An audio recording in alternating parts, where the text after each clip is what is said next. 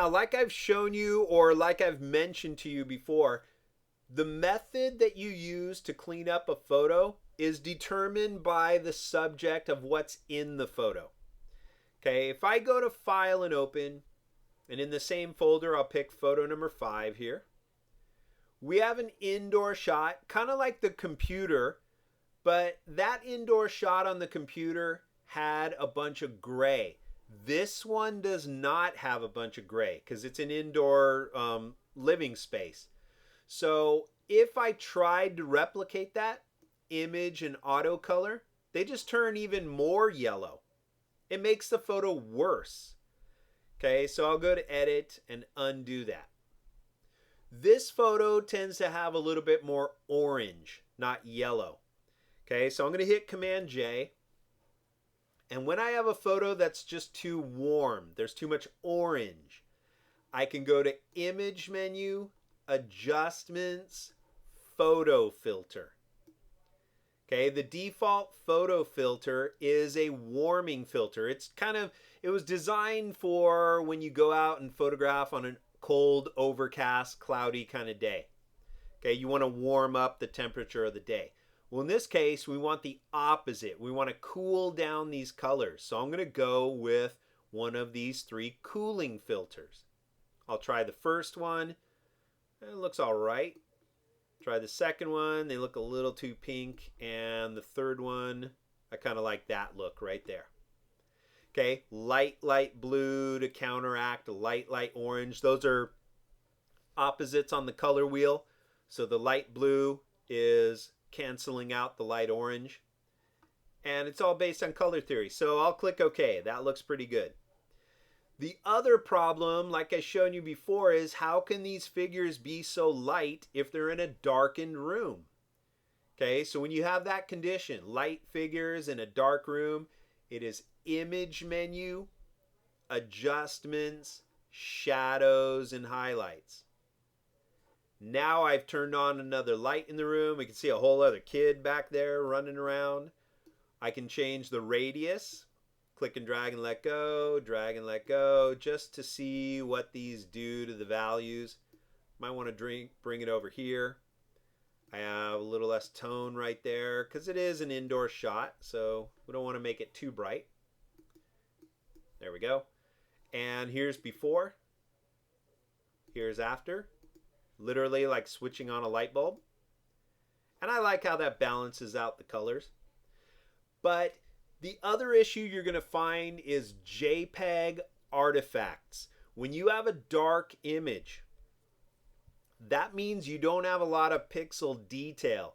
And when you try to brighten up dark pixels, Photoshop doesn't necessarily know all the details there. So it's going to start to randomly lighten up random pixels and you get this very grainy look. So if I zoom in on this wall, you can see all the grain in that wall. It looks terrible. Okay, they should have smooth walls inside their house, not a grainy wall that looks like sandpaper, especially if kids are running around. You don't want them scraping themselves on the wall. So this photo needs a smoother appearance. And that is a simple process right up here. Filter, camera, raw, filter. Okay, we'll let that process. Camera Raw has its own little built-in window. And I'm going to zoom in because whenever you get this kind of grain, it's called noise. Photoshop has a very weak noise reduction filter. What I'm going to do is take advantage of Camera Raw's more powerful noise reduction. So here's how Camera Raw works. You've got your preview obviously in the middle. You've got your tools up here in the upper left, and you have all your panels over here on the right. So I'm going to go to the third panel, these 2 little pyramids called your detail panel. Right down below, the lower half of the detail panel is Camera Raw's noise reduction. So what you have to do is find a good balance between all these sliders. Okay, I'm going to drag the luminance to the right. Drag it way over here, maybe about 80%. That starts to smooth things out. Luminance detail, I want to drag to the left. I don't want to see as much. There we go. And we'll zoom in on that a little more. And you can see there's little spots of red and green and blue. The wall looks still, it looks bad. So to get rid of those little spotty colors, I drag color to the right. And look at that. That is a gorgeous indoor shot. Okay, so a lot of luminance to smooth it out, less detail.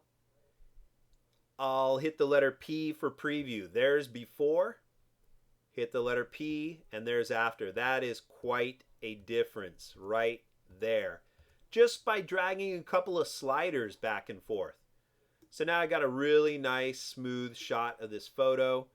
I can take the resulting image right over here back to the basic panel and maybe add a little more clarity to the photo, make it a little more crisper with the end result here. And I love that. Makes skin tones look nice and smooth too. And I'll click OK. There we go. There's before and there's after. Nice smooth walls, smoother skin tones. That looks great. All right, so that's your introduction to Camera Raw. Filter, Camera Raw. If you have indoor images or any kind of image that has a lot of color but there's not gray, that would be image adjustments and photo filter. You have so many color adjustment features here in Photoshop. Not one is going to fix everything. So again, it really depends on what's in the photograph. Okay, you just got to keep that in mind and practice. So save this one as orange, to orange. Last name, first name, to orange. And we'll move on and show you one more feature, which is old traditional elementary school photos, which are cheaply processed. They tend to bleach out the colors really easily. And I want to show you how to bring those colors back. So we'll do that in a minute.